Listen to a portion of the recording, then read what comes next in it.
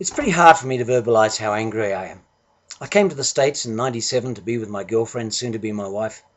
I'm still not a citizen. I'm here through the good graces of the green card. But you were the shining city on the hill to me, but I've watched you piss it all away. The Obama administration has passed more legislation in the first 2 years than any other since the Roosevelt administration. More than Bush, more than Clinton, but you didn't know that because the media hasn't highlighted it. George Bush inherited a large surplus. He frittered it all away and left President Obama with a huge deficit. Don't argue with me. Go and look it up.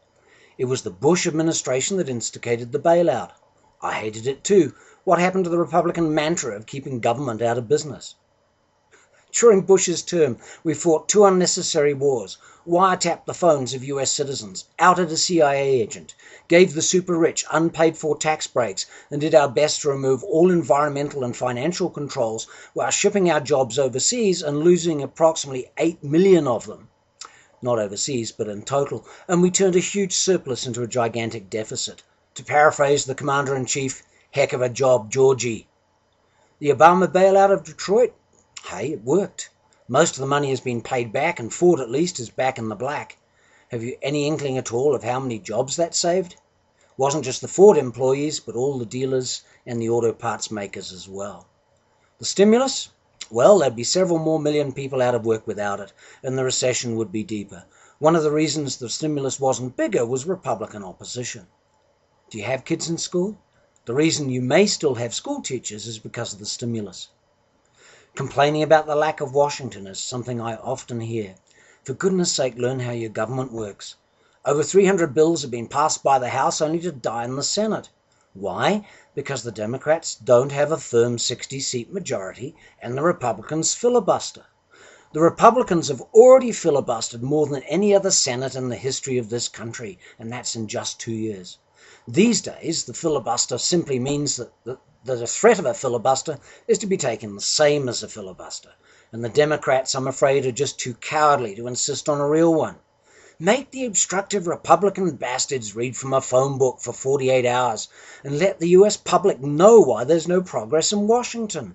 The Republicans truly are the party of no. That's been their strategy for the last 2 years. Make sure this Congress does nothing so that we can get Obama's administration hamstrung, and then we will go back in and we'll pursue exactly the same policies that got us into this mess in the first place.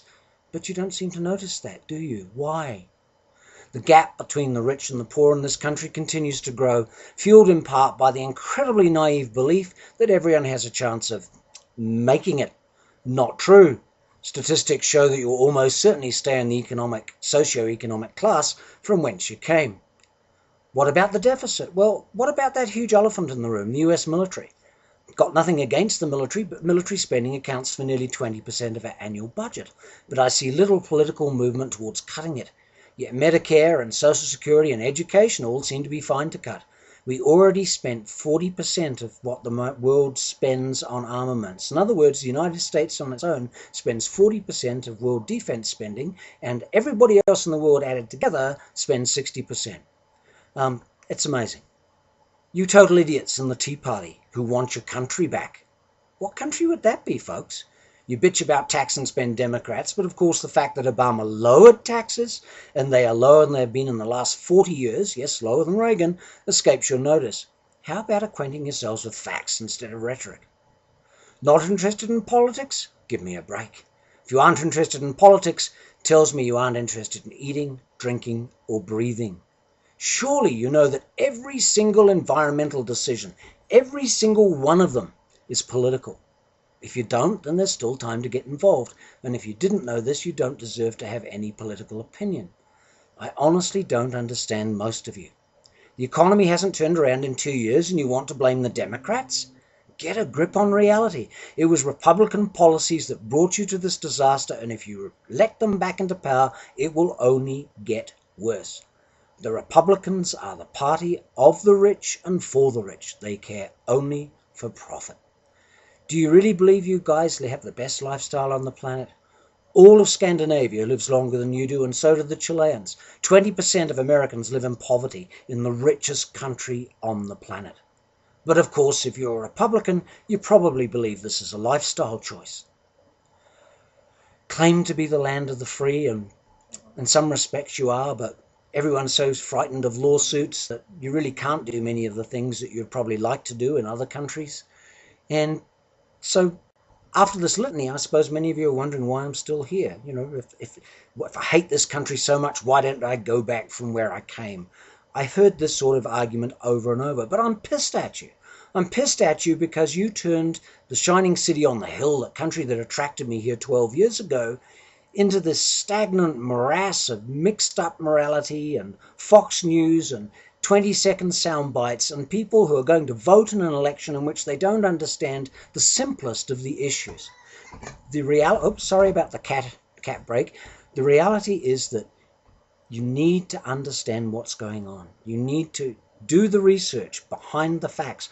Don't allow yourself to be sidetracked by Fox News or the 10-second political ad that you just saw.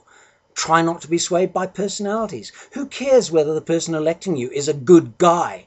What really matters is whether they're smart enough to represent you, not the big corporations, adequately in Congress. And right now we're going to have a Congress that's going to be dictated by big business. Is this your shining city on the hill? Is this the country you want to live in? It certainly isn't mine.